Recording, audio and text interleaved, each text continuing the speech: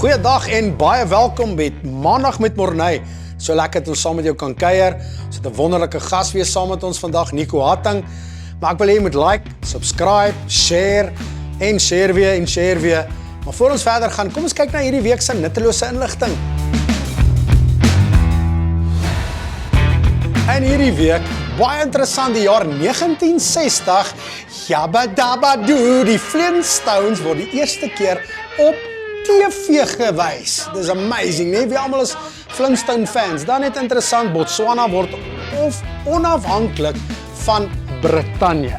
Ook in hierdie week, jare terug, eintlik die jaar 1980, Muhammad Ali kom terug van aftrede om te kom fight en daai dag fight hy teen Larry Holmes. Wat 'n great memory. Geniet jou week.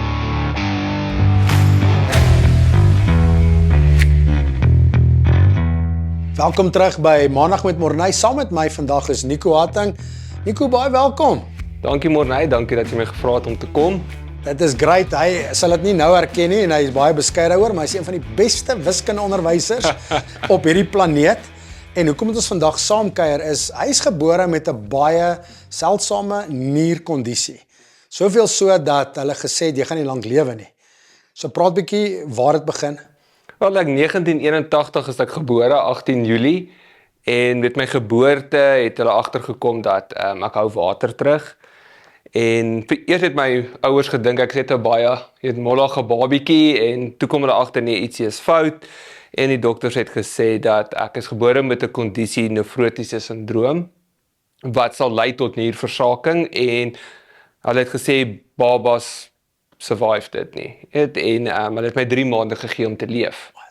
Ja. Maar Nico, praat gou, het jy enige siblings wat dalk dieselfde kondisie het? Ek het 2 broers, dit was nie by hulle opgetel met geboorte nie, maar hulle het dit ook. Dit word nie altyd by geboorte opgetel nie. Maar hulle is ook gebore met dit, maar dit eers later in hulle lewe na vore gekom. En so nooit geweet hulle het dit ook nie. So jy is 3 maande, of die dokter sê jy gaan nie 3 maande sien nie. Ja. Wat het verder gebeur? Hoe was jy as babietjie? Het hulle baie struggles gehad? Hoe? Van my ouers se kant af het ek gehoor dat ek was maar baie slaperig. Ek het nie veel geraas gemaak nie. En ja, dis maar dit. Maar dit was maar as gevolg van die kondisie en die baie vog wat ek teruggehou het en water wat ek teruggehou het. En hulle het gesê 3 maande en my ma het gesê vir die dokter nee. Jy gaan nie besluit nie, die Here sal besluit. En 3 maande het gekom en gegaan en ek het bly leef. En ek het eers elke 3 maande vir 'n check-up gegaan en toe elke 6 maande en toe elke jaar. En my niere het nooit ingegee nie, ek het net aangegaan. Dit is fenomenaal. So kan jy iets van laerskoollewe onthou? Het jy normale laerskool bygewoon? Laerskoollewe? Al wat vir my verskriklik erg was op die laerskool is, die dokters het my gesê ek mag geen kontaksport doen nie. So ek mag nie rugby gespeel het nie. As gevolg van dit, want enige kontak of stamp in my middellyf sou nou probleme kon veroorsaak. Wat moeilik vir my was as kind, want ek kon dit nie verstaan nie. Het almal speel en self vriendelik speel. Ek moes myself weerhou van dit. Maar andersins as dit was my lewe heeltemal normaal. So wat was jou sport? Cricket. Toe het ek maar cricket gaan speel en dis nou die maklikste. Okay. Ek wil net dan, obvious laerskool, hoërskool is dit baie dieselfde gewees. Waar het jou niere enigstens jou begin pla naderhand? Nie gedurende my kinderlewe nie. Tot doodnormale kinderlewe gehad, nooit siek geword nie. Ek dink al was een oggend, as ek so vinnig terugdink, wat ek wakker geword het en ek was geswel. Soos 'n nierpasiënt. Wow. Oë was toegeswel, gesig was geswel. En my ma het net vir my gesê, bly by die huis, drink baie water en die volgende dag was dit weg. So, daar was seker tekens, klein, maar ek was nooit behandel as iemand wat siek is of iemand wat 'n kondisie het nie. Ek het nooit siek gevoel nie. Maar soos ek toe nou later sou uitvind, is dat die kondisie gaan nooit regtig weg nie. Dis meer net amper as jy vir 'n remissie is. En dan sal dit later in jou lewe weer terugkeer. So jy kan in 'n remissie gaan met hierdie sindroom. Ek wil terug rewind. So kom ons praat van jy's 'n babietjie. Dokter sê met hierdie kondisie gaan jy nie eens lank lewe nie. Nee. Daar het 'n wonderwerk plaasgevind. Jy het ouer geword, hy was in remissie gewees of dat dit nie opgevleer behalwe daar 1 of 2 keer wat jy geswel is nie.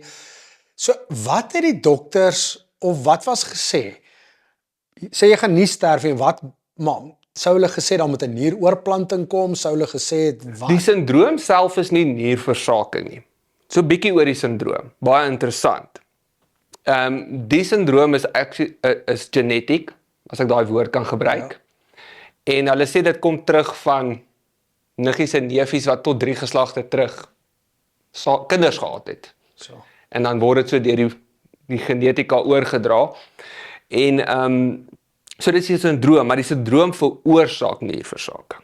So was daar mense in jou van siblings wat Van voor ons, voor my ouers? Nee, niemand. Niemand wat ons van weet nie, maar soos die dokter sê, kan tot 3 geslagte terug wees. So hoe oud was jy toe jy begin agterkom, hey Nico, hoorie so dinge begin opflair. Hoor ek moet begin aandag gee aan hierdie kondisie van my. Dit was baie skielik. Ek het begin siek voel en 2 weke later is ek in die hospitaal en toe sê hulle vir my dis nierversaking. Hoe oud was jy gewees? 27, 28. Ja, obviously het jy net 'n karier dalk begin, klaar geswat en Ja. jy het iets begin het ewe skielik slaat dit jou Ook net getroud, ja. net getroud gewees op 27. So getroud in 'n werk, klaar gestudeer en nou ewe skielik uit die bloute het jy nierversaking is in die hospitaal. Was jy platgeslaan toe of was dit oor ek weet nie wat gaan gebeur nie? Interessant genoeg is dat ek dit half verwag in 'n manier want op daai stadium het altyd my broers reeds nierversaking gehad. My oudste broer het voor my was gediagnoseer met nierversaking so 2 jaar voor dit en kort na my oudste broer my jongste broer ook.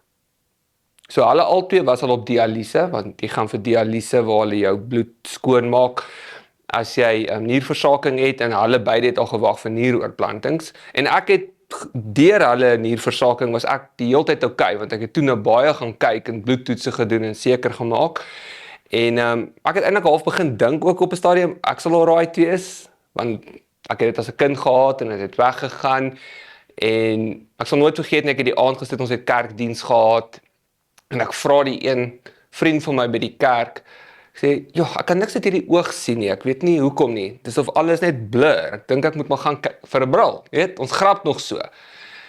En ou Laurens was sy naam en hy sê nog vir my, vriend, ek dink jy moet jou bloeddruk vat.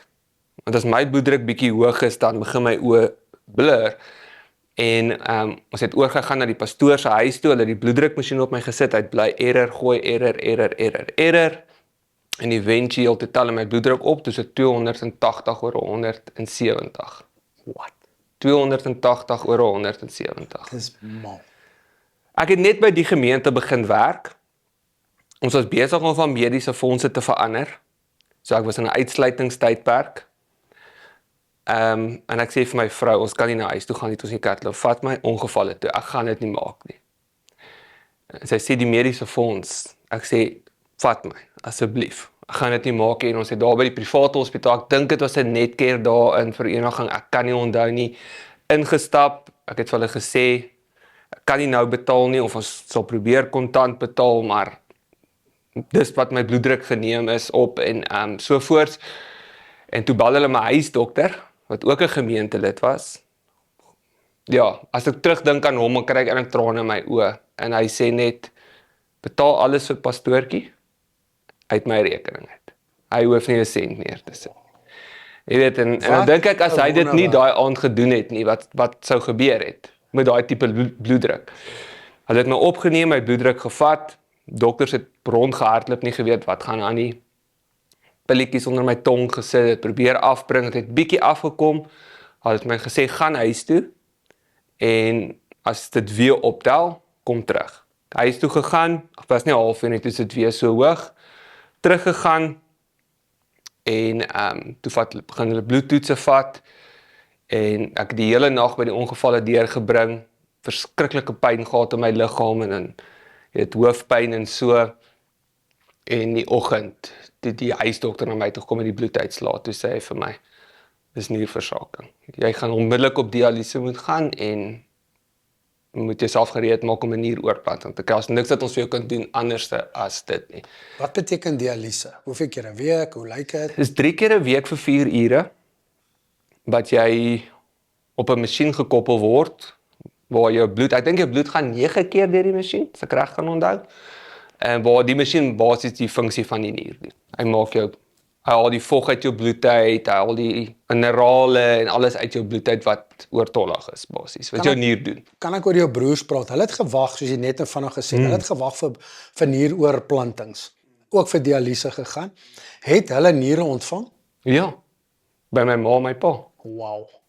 En toe ek nierversaking kry, was hulle klaar in die proses, in die workup, baie vroeg, maar in die proses, want die workup tot 'n nieroorplanting vat 'n jaar, wat hulle toetse doen en so. So hulle was al net aan die begin van dit, so hulle het klaar geweet, my ma vir my jongste broer en my pa vir my oudste broer gaan vir hulle niere skenk. Want jy moet compatible wees. Ja, en dit is nie altyd dat ouers compatible is nie, maar gelukkig was altyd my ouers oor die 90% compatible met hulle eie kinders, wat nie altyd die geval is nie, is more likely, maar nie altyd nie. So Nico, nou jy weet, jou broers, ek sê dit nou regtig met respek, jou broers gaan gehelp word. Hulle weet hulle gaan En gehelp ewe word. skielik, ek het nierversaking, al uitweg is dialyse, maar ek moet 'n nieroorplanting kry.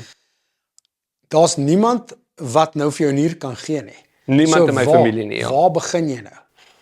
Wel, jy moet op die skenkerslys gaan en dan moet jy wag vir 'n, soos hulle dit noem, 'n kadavernier van iemand wat sterf en sy organe skenk en die minimum wagtyd in ons land is 10 jaar. 10 jaar. 10 jaar. En hoe ouer jy is, hoe langer word dit. So jy was bereid om te sê ek sal dialyse doen en ek sal iewers op 'n waglys gaan vir dalk 5 jaar, dalk 9 jaar, dalk 10 jaar gaan ek wag vir 'n nier. Dis 'n snaakse mind space waarin jy gaan, as ek daai woord kan gebruik, want jy dink net aan die dag van môre. Jy dink nie eers aan 10 jaar vorentoe, 5 jaar vorentoe nie. Al wat jy aan dink is ek moet net deur hierdie dialyse kom, deur hierdie dag se behandeling, dat ek môre kan opstaan en my werk gaan doen. Dis al wat jy aan dink. So kom ons praat. Jy kom in daai space, dit is jou diagnose.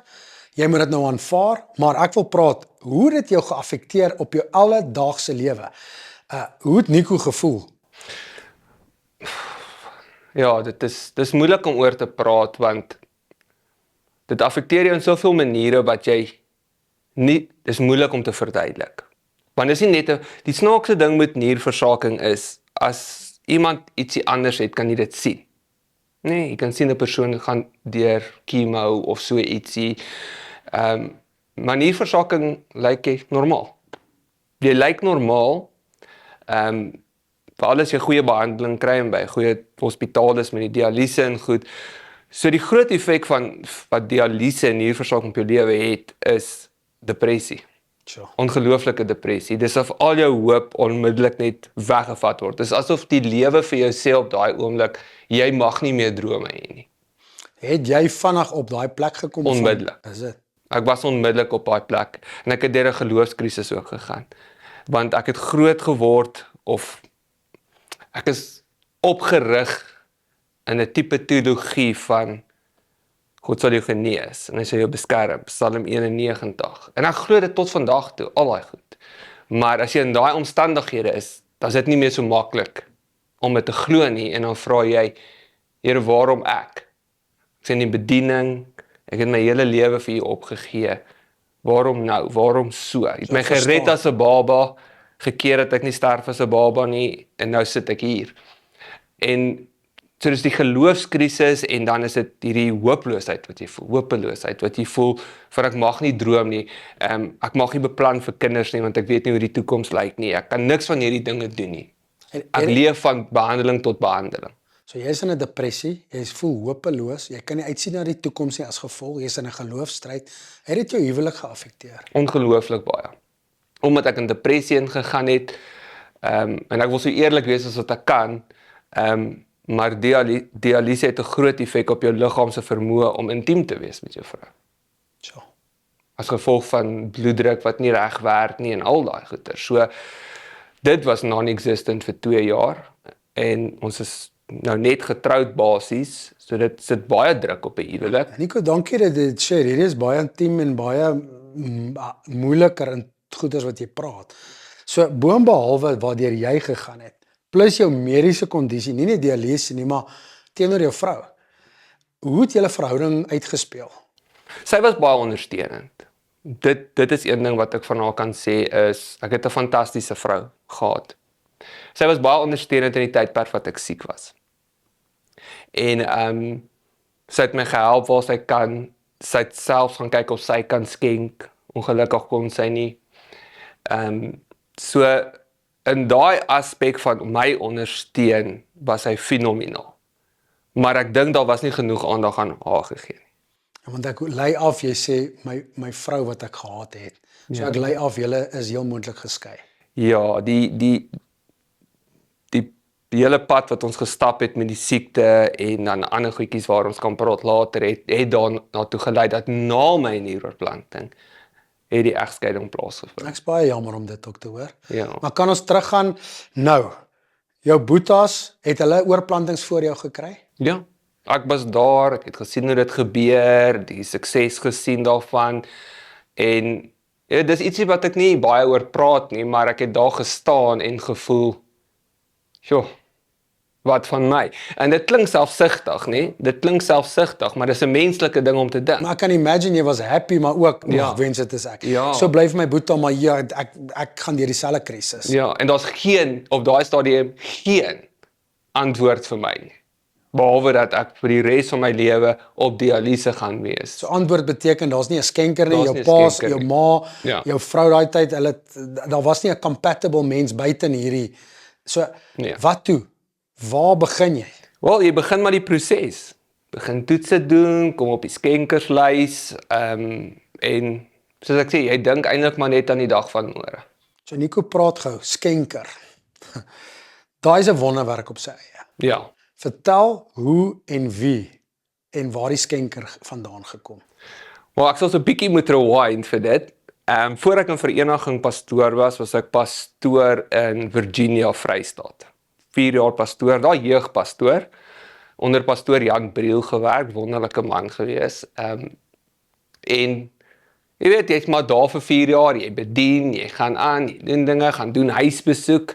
Jy moet die jong pastore doen die huisbesoek, die ouer pastoor. Jy noem dit eintlik hond tot hond. Ja. En al die honde ryk jou en byt jou. Yes. En is 'n klein gemeenskap ook, Virginia. Kleinerige dorp, nie klein nie, maar klein. En so mens maak vinnig maar vriende met almal in die dorp en jy leer almal ken en die gemeente was relatief groot. En ja, en toe is ek vereniging toe. En ek het daar begin werk en ek het siek geword. So om nou te praat oor die vrou wat vir my toe nou geskenk het. Sy stap die dag in by vorige gemeentelede, hy was 'n karverkoopsman daar in Welkom. En sy stap in en sy vra, "Hoorie, hoe gaan dit met pastoor Nico? Ek weet julle was goeie vriende." Ek ken nie die vrou nie. Maar sy was glo in die gemeente. Maar 'n gemeentelid wat so een keer 'n maand of so een keer elke tweede maand So hierdie tienerpastoor het 'n impression gemaak. Well done. Apparently, ja. En sy vra, hoe gaan dit met pastoor Nico? Ek hoor hy's weg vereniging toe en Charles, my vriend, vertel haar toe nie, hy is op dialyse, nierversaking. En sy sê net daarvoor, die Here het gisterand vir my gesê, dat hy gaan iemand oor my pad stuur om 'n nier voor te skenk. Om my nier voor te skenk. Sy sê, bel hom nou en sê ek wil my nier vir hom skenk. Nico's op dialyse. Ja. Die Here het die vorige aand met my gepraat en ek Of met my hulle nier het 'n conversation vir, daaroor gehad. vir iemand moet ek my nier skenk. Ja. Volgende dag stap sy en vra gaan dit met Nico. En daai pel sê hy's op dialyse. En sy sê die Here het gesê ek gaan my nier skenk. Maar toe sê sy daar, ek gaan my nier vir Nico skenk. Bel hom nou. En toe bel Charles my. En hy sê vir my, Nico, of pastoortjie soos hy my genoem het. Hy sê ek het goeie nuus vir jou. Ek sê ja. Hy sê daai Z wat in die gemeente is. Ek sê jogg nie 'n klein klokkie nie. Kan nie onthou nie. Kan nie gesig by die naam plaas nie. Hy sê wel, sy staan nou by my, sy sê sy wil haar nier vir jou skenk. Ek sê nog, joh, dis groot, maar wel so baie dinge wat nog moet gekyk word. Wat is haar bloedgroep? O, positief. Ek sê okay, die bloedgroep is dieselfde. So ek dink, as ek reg kan onthou, toe gee hy die foon van ek praat toe met haar. En ek sê toe net vir haar so 'n bietjie van al die toetse en hoe dit is 'n lang prosedure, want hulle het natuurlik vir my verduidelik. En sy het gesê ek's in 100%. 100%. Nou jy weet hoe's 'n mens, né? Na ek die foon neer dink ek, ag, Too good to be true. too good to be true. Dis nou net iemand wat praat, né? Ek ken nie eers hierdie Hy vrou sê, nie. ja. Ja. En sy het my begin bel. Sy het my gesê, okay, wanneer kom ek op? Wanneer begin ons toetse doen? Sy het dit begin dryf. En ja, so dit is my hoe die ding aan die gang gekom het. En begin het. Ja, Nico is ongelukkig, ons gaan nou uitbrei op dit nie net deur 'n egskeiding nie deur hierdie erge nierversaking nie. Hy het ook sy bediening opgegee. So hy ongelukkig is hy uit die bediening uit en net toe ek begin het, so ek die beste wiskunde onnie in die land. Hy gee heidaglik by 'n privaat skool, dit gaan fenomenaal, hy's geliefd deur sy kinders. So okay, kom ons kom terug. Hierdie vrou, jy ontmoet haar, alles lyk compatible. Dit is too good to be true. Met praat, né? Niks toetse is nog gedoen nie. Okay. En net so vinnig om terug te kom by deur 'n egskeiding, siek geword, bediening verloor. Dit is 'n verskriklike kombinasie daai vir 'n mens, want jy verloor jou lewensmaat, jy verloor die hoop vir die toekoms en dan word jou die droom waarvoor jy alles gegee het, word weggevat. So dis die mind space waarin jy is die heeltyd. Maar om terug te kom by die skenker, ek moes toe nou eers die mense bel by die nieroorplantingskliniek in Johannesburg en natuurlik moes hy eers haar bloedtoetse doen vir haar bloedgroep en dit deurstuur en toe sê hulle dis reg en dan moet jy nou opkom en dan het hulle nou gesprekke met jou en hulle begin klomp toetse doen, want hulle sal nooit die skenker in gevaar stel nie. So as hulle enige iets fout kry met die skenker, of as hulle voel om 'n nier by die skenker te vat, dan stop hulle dit onmiddellik. As dit haar lewe of die persoon se lewe in gevaar gaan stel, natuurlik. So dit was 'n jaar proses van toetse. Ek gaan deur toetse, sy gaan deur toetse. En die toetse gaan bloot daaroor om te kyk, match julle twee, en tweedens, is albei gesond genoeg om deur hierdie proses te gaan. En hulle het vir ons 3 keer gesê, ons stop dit nou. Dit kan nie aangaan nie. En daai oproepe is seker van die verskriklikste oproepe wat jy kan kry in jou lewe, want jy het hoop, jy bou hoop, en dan bel hulle en dan sê hulle, nee, ons het dit by LZ gekry, ons kan nie aangaan nie. En dan soos as LZ is, dan sê sy, dan gaan doen ek die toetse weer. Sure. En dan doen sy dit weer, dan stuur ons dit maar weer deur op haar aandrang, en dan kom hulle terug en sê, okay, nee, het lyk beter. En ek dink as dit nie vir LZ was wat daai dryf gehad het nie, wat ek ten volle glo was deur die Here aangedryf. Dink ek sou ek vinniger moed opgegee het. Ek sê, okay, hy het gesê nee, ek aanvaar dit. Maar sy het bly sê nee, die Here het vir my gesê ek moet dit doen. So ons sal weer die toets doen. En ons sal weer kyk en ons gaan weer probeer. So waar het julle die go-ahead gekry? Na hoe lank, na hoeveel keer? Omtrent 'n jaar. Omtrent 'n jaar het hulle gesê, okay, alles is nou reg, ons sal dit doen, ons gaan dit doen. Maar dan natuurlik dan moet jy nou sielkundiges gaan sien en hulle wil kyk of jy sielkundig reg is vir die storie en maar ja, LZ, jy weet, sy het soos 'n tweede ma vir my geword. Ons is 'n bietjie ouer as ek gewees en sy het my regtig gedra deur daai tydperk, hoor. Ek wil net hê terwyl ons hierna luister, gaan net na 'n rukkie terug het ek 'n podcast gemaak met Elmien Redpath. PTSD. Gaan kyk asseblief daarna oor hoe hanteer ek stres en hierdie ekstreem terugslag wat ek in my lewe het. Want nou kry jy hoop, maar jy sê wie, ek kan dit wees. Ons is al 3 keer 3 keer het nie gewerk nie, nou sê hulle ja. Right, jy gaan deel sielkundige hulp, jy word geprep, jy word voorberei. Vertel ons oor die dag van operasie. Maar om eerlik te wees, by die dag van operasie, hulle gee seker pilletjies om kalm te wees, so jy kan nie veel onthou nie. Jy lê maar net daar en Jy support sommer die leeu's op daai dag. ja. Joke. Maar die groot wonderwerk was vir my natuurlik as hulle jou uitstoot. Want wanneer jy nou begin bykom. En en jy hoor die dokters praat, en jy hoor hulle praat met die mense om jou bed, en dan jy hoor hulle sê, dis 'n sukses, dit het gewerk, Yes. jy weet sy blaas werk, alles werk, want onthou, as jy op dialyse is, jou blaas werk vir daai tydperk nie, en die 2 jaar wat ek op dialyse was, het ek nooit badkamer toe gegaan nie. So. Al daai vog bly net in jou liggaam, die hele tyd. En jy weet, en so met die bykom, dan hoor jy dit, jy weet, en dan sê jy net in jou gedagtes, dankie Here. That's amazing. Dankie Here dat U my hier deurgebring het. Vir al die kere wat ek getwyfel het, en vir al die kere wat ek gedink het, iets van my vergeet, en vir al die kere wat ek geluister het na die leuns van die duiwel, en ander mense, jy weet, jy voel soos Job amper.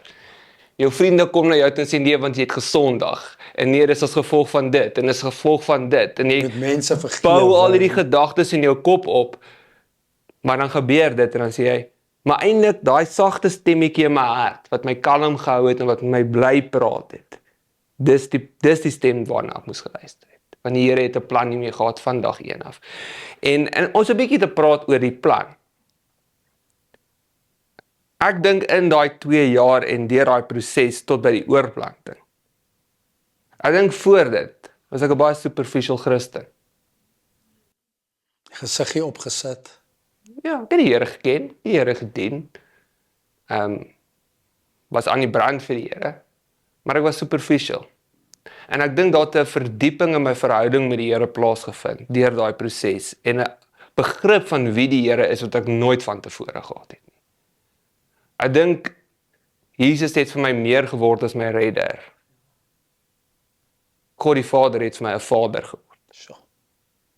En ek dink jy weet, dit is die grootste geskenk uit alles uit. Want lyding kan tot ons voordeel lei as Christene. En alles wat met ons gebeur, sal God ten goeie vir ons laat meewerk. As ons hom lief het. En daai ten goeie in my gedagtes vandag is, die ten goeie is dat ons sal hom dieper en beter ken. En weet wie hy is. En besides all die ander blessings, nee?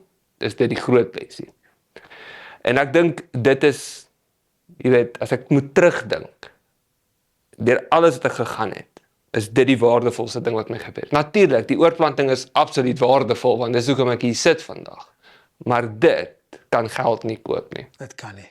So ek moet sê baie geluk en ons is baie dankbaar saam met jou, het 'n nier gekry, LZ, fenominale mens om te sê, hoorie, ek is oortuig, die Here sê vir my doen iets en aangehou klop en tot daai deure oop is. Jy hoor die dokters om jou praat en jou niere werk en jou blaas werk en dis die beste nuus, maar ek hoor iets en ek dink almal moet hierna luister. Dat in al die hopelose, moeilike tye het God vir jou 'n vader geword, sê jy. Ja, verseker. Jy hoor hom anders, jy verstaan hom anders, jy ken hom nou anders. En jy's Nico, ek het jou actually gehoor preek net so rukkie terug. 2 jaar terug. So 'n jaar terug. So 'n jaar terug, ja. Dit was amazing hoe ek gehoor het hoe jy net bedien uit liefde. Wie jy weer op 'n verhoog is en praat oor sy grootheid en sy goedheid en jy kan skaars wys. Ek praat op elke area van jou lewe, uit huwelik, uit bediening en jy kan skaars op jou lyf wys van waar jy 'n nieroorplanting het. Maar nog steeds kan jy wys, Here, bo alles en deur alles het jy my gedra. Ja, verseker. Wat wil jy graag vir mense sê? Wat is die hoop uit wat ons praat vandag? Wat moet mense hoor? Het gaan dalk bietjie touche klink, maar dis wat ek werklik glo in my hart. Soek eers die koninkryk van God. En alle ander dinge sal vir jou bygevoeg word. Dankie. Laat die koninkryk van God vir jou die belangrikste ding in jou lewe word. Laat God koning in jou lewe word. En dan die besef dat daai koning is jou vader. En hy hanteer jou soos 'n kind. Dankie. Ek dink Nico sê dit net, dit is nie 'n cliché nie, want hy sê dit klink soos dit klink net so. So baie mense sê dit, nee, maar dit is iets om dit net te sê en om dit te leef en dit te ervaar in jou lewe. En ek dink soms lyding bring jy tot 'n plek waar jy dit werklik kan ervaar dat hierdie is die enigste waardevolle ding, is die koninkryk van God wat moet kom in my lewe. Soek allereers. Dankie Nico. Soek allereers beteken jy wat hierna kyk, jy wat luister. Gaan soek sy koninkryk. Raak mal oor sy koninkryk, raak mal oor sy woord, raak mal oor wie hy is en soek hom nie net vir die wonderwerk nie, Soek hom vir sy hart. Soek sy hartklop en is Nico, baie dankie. Is daar iets wat ons nog moet byvoeg, iets wat ons nog moet praat oor, want dit is net 'n fantastiese storie hierdie. Daar's ietsie wat ek wil byvoeg vir mense wat deur trauma gaan, lyding gaan, moeilike tye gaan. Jy moet my nou 'n bietjie help, pastoor. Daniel en sy 2 vriende wat by die oond gestaan het, toe hulle wil ingooi. Ja. Wat was hulle name nou weer? Was dit nie Sadrag, Mesach en Of Abednego nie? daai manne, nê? Ja. Want hulle het iets fantasties gesê. Sê ek weet nie of hy gaan nie, maar ons weet hy kan, Sjoe, ja. né? En toe hulle in die 4 oond opeindig, toe sê hulle, is nie net 3 nie, ons sien 4, en die 4de persoon was die engel, wat by hulle gestaan Ja. het. In die oond, in Ja. die moeilikste tyd, was God daar. So, dankie. Ja. That's amazing. En ek dink is dit 'n manier om aan te dink. Of ek sterf en of ek leef, die wins bly Christus. Ek weet nie of hy gaan nie, maar ek weet hy kan. Hy kan dit doen. Met hierdie fantastiese laaste woorde, ek glo jy gaan 'n lekker week hê. Dankie dat jy ingeskakel het. Nico, dankie dat jy deel was van hierdie great Dankie dat julle my gevra het. Dankie. En asseblief, kom ons share hierdie storie vir baie mense. Kom ons subscribe, kom ons like en dit klink soos 'n klise, like, subscribe, share. Maar dis al ons die goeie nuus van hierdie great storie wat die Jesus en die Here in sy lewe gedoen het. En ons bid werklik dat jy 'n ontmoeting met die Here sal hê. Geniet jou week. Totsiens.